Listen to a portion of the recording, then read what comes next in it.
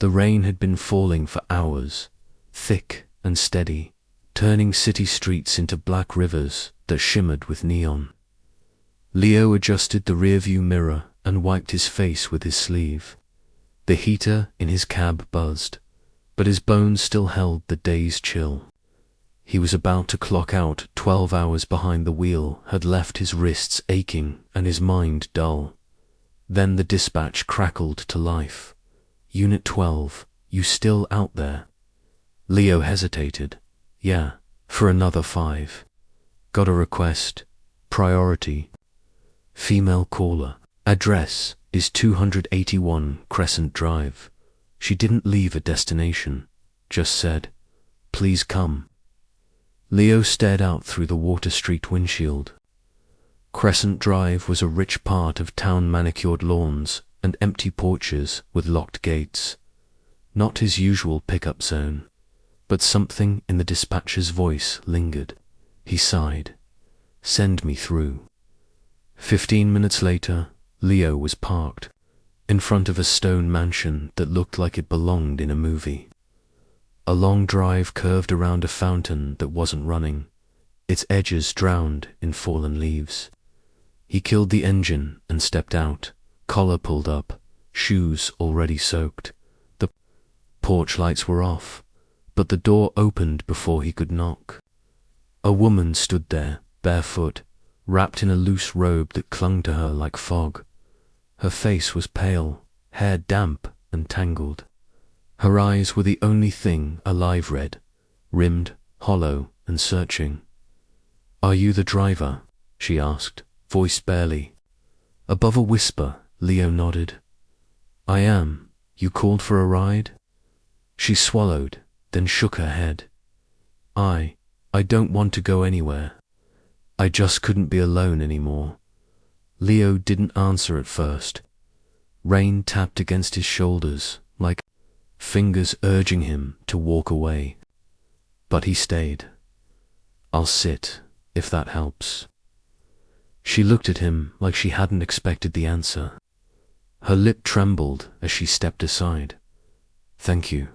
The door closed behind him with a soft click. The house was silent, every corner filled with the kind of stillness that felt too deliberate.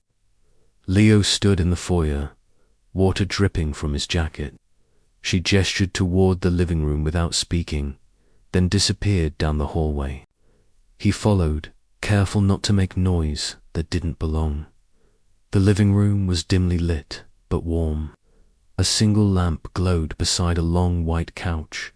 She sat there again, arms wrapped tightly around herself, legs tucked beneath her. She didn't say anything for a while, and neither did Leo. He just lowered himself into the chair across from her and let the quiet stretch. Eventually, she spoke. "My husband died 3 months ago," she said. "He went out to get groceries. It was raining. Some truck ran a red light. They said he died instantly." Leo listened, hands folded, breath steady. "I didn't cry at first. Not until I found his coat still hanging in the hallway. It smelled like him. I pressed my face into it and just shattered." Her voice cracked, but she didn't stop. "I've tried to move forward. For my daughter, she's only 10 months old. But every night, I sit here and listen to the house. It creaks, and I wonder if he's trying to come back. If I should wait. Up. If maybe I'm losing my mind." Leo leaned forward. "You're not crazy," she smiled, broken. "Then I'm just tired." There was a small sound down the hallway. A baby's cry. Not loud. Just a soft, lonely wail that sounded too small for such a big house. The woman's shoulders tensed. "She always wakes around this time," she said. "And every night I sit at the door and listen. I don't go in, I don't know what to do." Leo stood. "May I?" She blinked. "You don't have to, I know." She nodded, eyes wide, with something between hope and fear. Leo walked toward the nursery, guided by the soft, aching sound. Inside, the room was painted in soft shades of cream and blue. A mobile hung still above the crib. The baby's cries slowed as he approached. He reached in slowly, carefully. She looked up at him with watery eyes and hiccuped. Leo picked her up with a gentleness he hadn't used in years, cradling her close, rocking slightly as he hummed something old and half-remembered. The baby rested her head against his chest and let out a tiny sigh. Back in the living room, the woman watched with her hand covering her mouth. Her eyes shimmered and her chest shook with silent sobs. Leo didn't say anything. He just held her daughter, and for the first time since she'd opened the door, she didn't feel alone. Leo stayed in the nursery longer than he meant to. The baby girl Ava, as he'd learn later, had curled into him with a kind of trust that stunned him. Her breath softened against his chest, and each rise and fall settled something inside. Him he hadn't even realized was broken. When he returned to the living room, Ava still asleep in his arms, the woman had moved to the floor near the fireplace. She had wrapped herself in a thick blanket, her back against the couch, legs pulled in like she was trying to take up less space. She looked up as he entered, and the sight of her daughter sleeping in a stranger's arms undid her completely. Leo knelt, lowering himself onto the floor without asking. He kept Ava cradled against his chest as he sat cross-legged. The baby stirred once, then nestled deeper into the crook of his arm. "I'm sorry," the woman whispered, wiping tears with the back of her hand. "I didn't even ask your name, Leo," he said softly. "And you, Claire." She hesitated before continuing. "I haven't said my name out loud in days. People call, friends, family, but I don't answer. I stopped being Claire. I became the widow, the one with the baby, the one who shouldn't be alone but always is." Leo nodded slowly. "You're still you." Her eyes flicked toward him. "And who are you, Leo?" He paused. "Someone who's also been alone too long." Claire didn't press.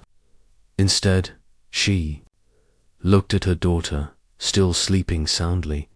She used to cry every night, and I would rock her until she stopped.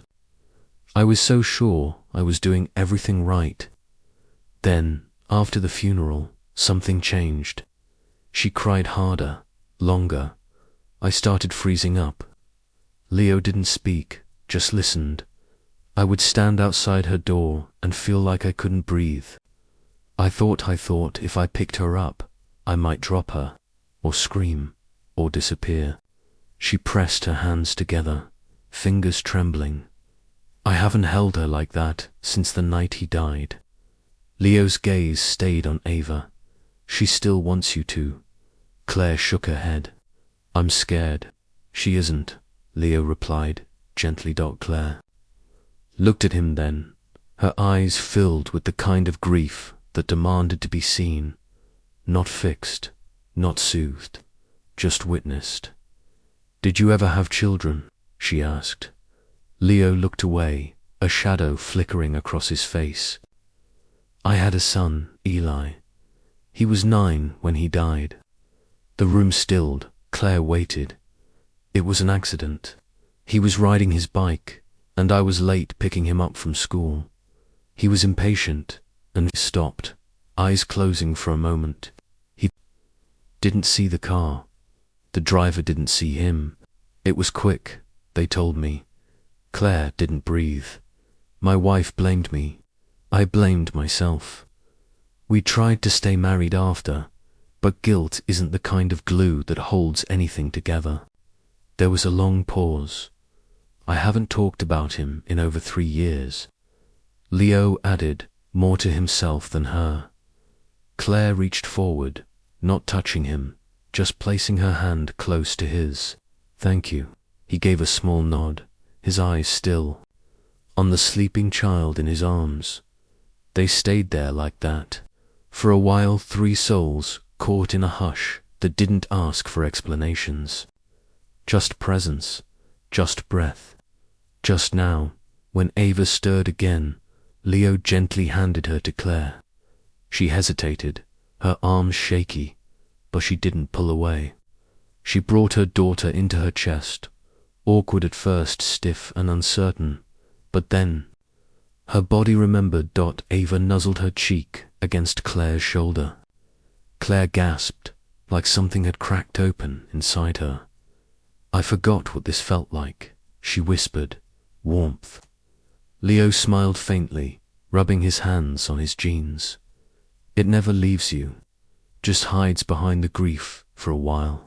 Claire rocked Ava gently, tears falling again, but this time they came like rain after a drought. I don't know what happens tomorrow, she said, or the next day. I don't know if I'm getting better or if this is just a moment. Leo rose slowly and stretched his legs. Sometimes a moment is all it takes to start. Claire looked up at him, eyes puffy but awake. Will you stay? Just a little longer? He nodded. Of course.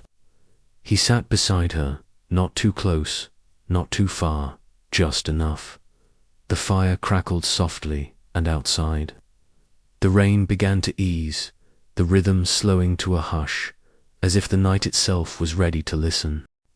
The storm had finally passed. Leo stood by the kitchen window as the first hints of dawn filtered through the mist. Outside, puddles shimmered on the stone driveway, and the trees bowed low under the weight of rain. He sipped a lukewarm mug of tea, one he had reheated twice. Diane glanced back toward the living room. Claire was on the couch with Ava curled against her chest. They had both fallen asleep some time after 3. Her arm was draped protectively over the child, her breathing soft, steady. Leo hadn't seen her sleep like that before. Not restless, not afraid, just ... still. He turned back to the window. The world always looked different after a night like this, softer, quiet in a way that demanded reverence. Leo set the mug down and walked quietly toward the front door. He wasn't sure what came next. Maybe he'd leave a note. Maybe she'd wake and pretend this night never happened. That wouldn't surprise him. People often forgot the ones who showed up in their darkest hour. It wasn't unkindness. It was survival. He reached for his coat, but paused when he heard soft footsteps behind him. Claire stood at the edge of the hallway, her robe pulled tightly around her, hair still damp but brushed now. She looked more like a person waking up from winter than sleep. You're leaving? She asked. Leo turned. I was thinking about it. Didn't want to make things awkward. Claire shook her head slowly. It's not awkward. It's just ... new. Having someone around who doesn't expect anything from me. Leo smiled gently. You don't owe me anything, Claire. I came because someone asked for help. I know, she said, but you gave more than help. You gave me a breath I didn't know I'd been holding. He looked at her for a moment, then nodded once. I should go, let you rest, be with her. She took a small step forward. Stay, for breakfast, just ... as a person, not a driver. Not a stranger. Leo hesitated, then stepped away from the door. They moved to the kitchen like old friends who hadn't seen each other in years. She made toast. He scrambled eggs. They didn't talk much, but every motion was simple, warm, human. The kind of domestic rhythm that felt like it belonged. Ava babbled from her high-care cheeks, puffed with food. Claire smiled at her, and Leo caught that smile, genuine, small, but deeply rooted. You're good with her, Claire said, handing Leo a napkin as he cleaned up crumbs. I used to be a dad, he replied, his voice calm, no longer brittle with sorrow. Claire leaned against the counter, arms folded. You ever think about trying again, a different kind of life? Leo chuckled softly. Every time I pass a park, or see a toy in the back seat of my cab. You still drive full time? She asked. He nodded. Mostly, nights. I do a little volunteer work in the afternoons. Drives for shelters, hospitals, keeps my mind clear. Claire looked at him for a long moment. You ever think about helping mums? He raised an eyebrow. Mums. She nodded slowly. Mothers, like me. Ones who don't know how to ask for help but desperately need it. I've been thinking, maybe there should be a way for them to reach someone. Not a hotline, not therapy, just someone who shows up. Leo blinked. You want to start something? Claire's voice grew steadier. I think I need to, because last night I don't think I was the only one who needed it. Leo smiled, faintly, leaning on the counter beside her. You build it, I'll drive for it. She looked at him, eyes warm, and said quietly, then let's build something. The morning passed slowly, but not painfully. Claire made pancakes. Ava threw a few pieces onto the floor and laughed. Leo helped fix a leaky faucet beneath the sink and found himself whistling while he worked. It didn't feel like a guest overstaying. His welcome, it felt like something beginning. As the sun climbed higher, Leo stood in the foyer once more, shoes back on, jacket over his arm. Claire walked with him to the door. This time, Ava rested against her hip, eyes already fluttering with sleep again. Claire reached out, held Leo's hand briefly. Thank you, for not just showing up, but staying. He nodded. You gave me something, too. She tilted her head. What's that? A reminder, he said, that silence doesn't always mean nothing. Sometimes it means healing. Claire smiled softly. Will I see you again? He met her eyes. If you call, she opened the door. But as he stepped into the gentle daylight, she whispered behind him, not pleading, not desperate, just sure, Leo, I will. And with that, he turned, nodded once, and walked into the quiet of a new day, carrying a piece he thought he'd lost years ago. A week passed. The city had returned to its usual hum horns, echoing between buildings, buses sighing at every stop, the skies shifting restlessly between sun and drizzle. But something inside Claire had changed. It wasn't a miracle. It wasn't even always visible. But the silence in her home no longer felt heavy. It just felt quiet. She had started waking up before Ava cried. Not in fear, not in panic, just ready. She'd begun cooking again, not full meals, but enough to remind herself she could still nurture. She had started leaving the house, walking with Ava in the stroller to the park 3 blocks down. And one afternoon, while Ava napped in the sunlight, Claire opened her laptop and typed 4 words into a blank document. The Morning Light Project. She didn't know where the name came from, only that it felt right. Like what Leo had brought with him that night, nothing loud, nothing heroic, just presence. A kind of light that doesn't dazzle, but steadies. She began writing, letters, ideas, stories. She wrote about the ache she carried, and how that ache didn't make her a failure. She wrote about the fear of loving something so deeply that its loss could undo you. And she wrote about one man in a rain-soaked jacket who held her daughter like she was something sacred. Later that evening, Claire sat by the window, scrolling through her phone. Her finger hovered over a contact labeled simply Leo Taxi. She hadn't called since he left, but she thought about him every day. His steadiness, the way he didn't offer solutions, only presence. She hit call. He answered on the second ring. Claire. She smiled into the phone. I hope I'm not interrupting. Not at all. I was just refilling gas. How are you? Better, she said softly. I wanted to ask, do you have time to meet? Of course. He replied without hesitation. Where? An hour later, they sat on a bench by the same park where Claire had taken Ava earlier that day.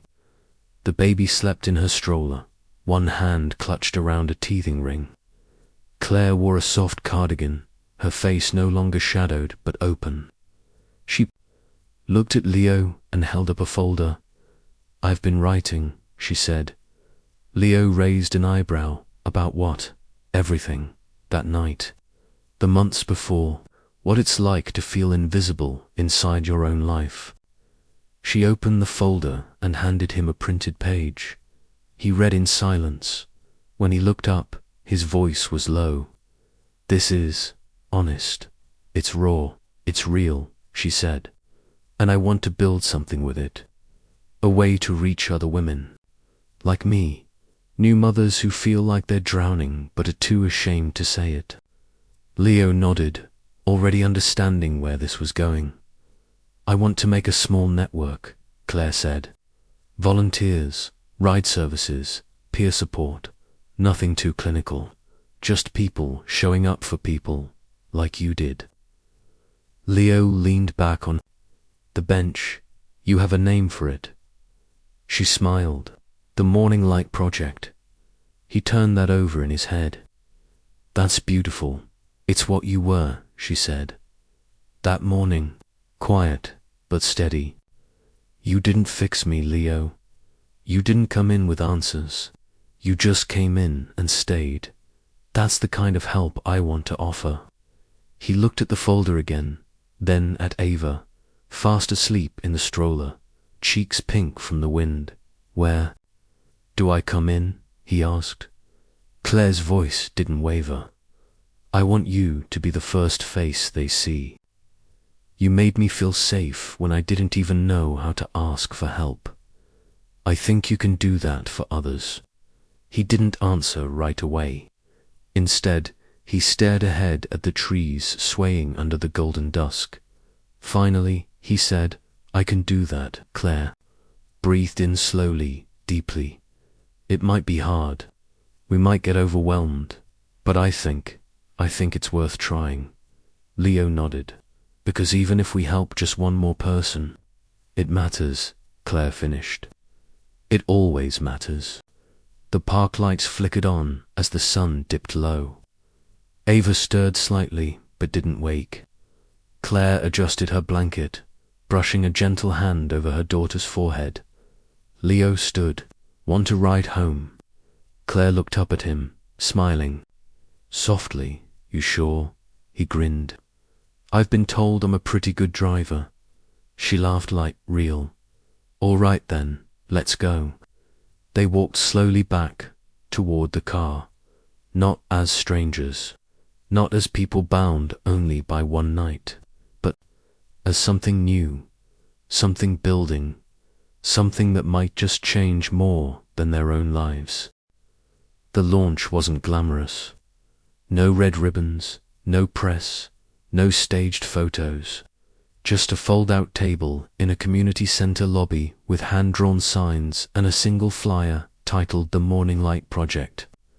Claire stood behind the table, nervously straightening a stack of pamphlets.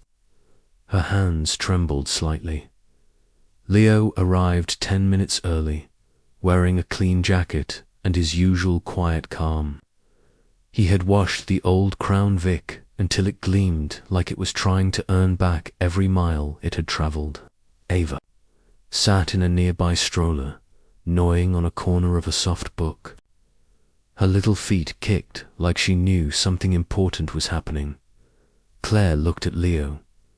What if no one shows? He handed her a coffee and shrugged. Then we wait. And when someone does, we're ready. She smiled, always the calm. 1. Leo sipped his drink. I've learned that the most important doors never get knocked on with confidence. They open with shaking hands and quiet voices. They didn't have to wait long. The first woman arrived just after 10. She was young, maybe 22, with tired eyes and a baby carrier slung over one shoulder.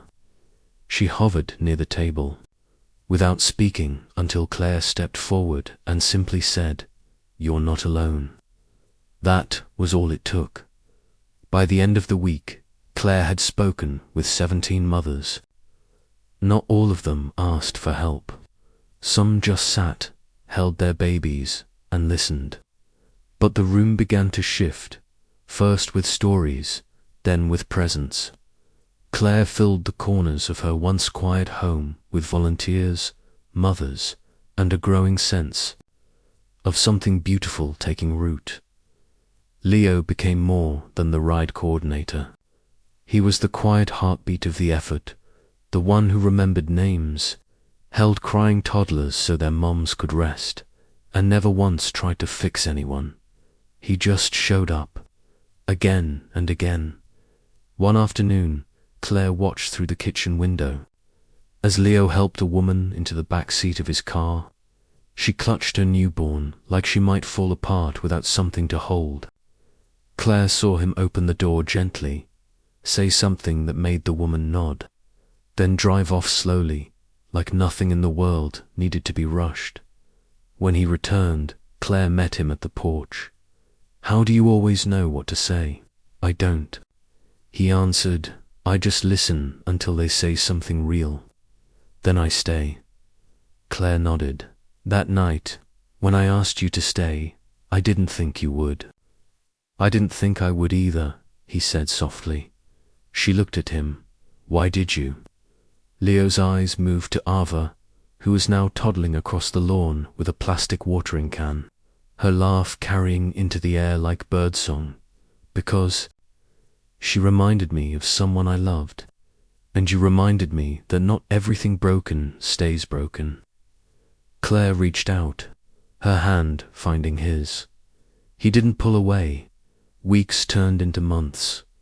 The Morning Light project moved into a larger space. Donors began to take notice. Mothers from all corners of the city reached out. Some came for help, others came to offer it.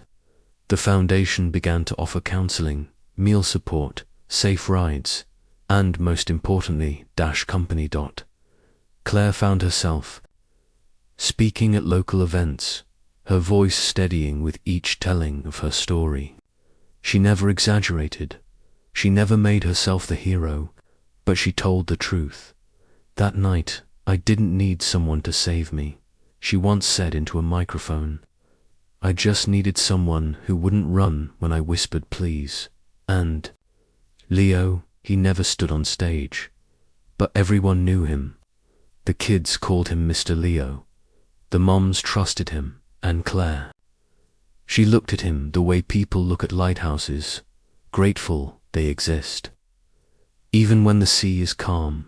One evening, after a long day of back-to-back support sessions, Claire found Leo asleep on the couch with Ava curled up beside him.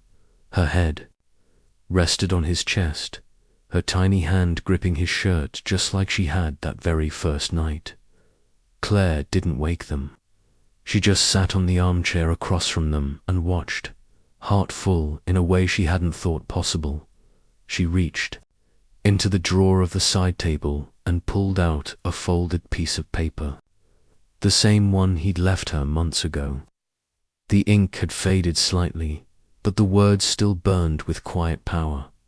"You're not broken, you're just tired." So was I, Dee.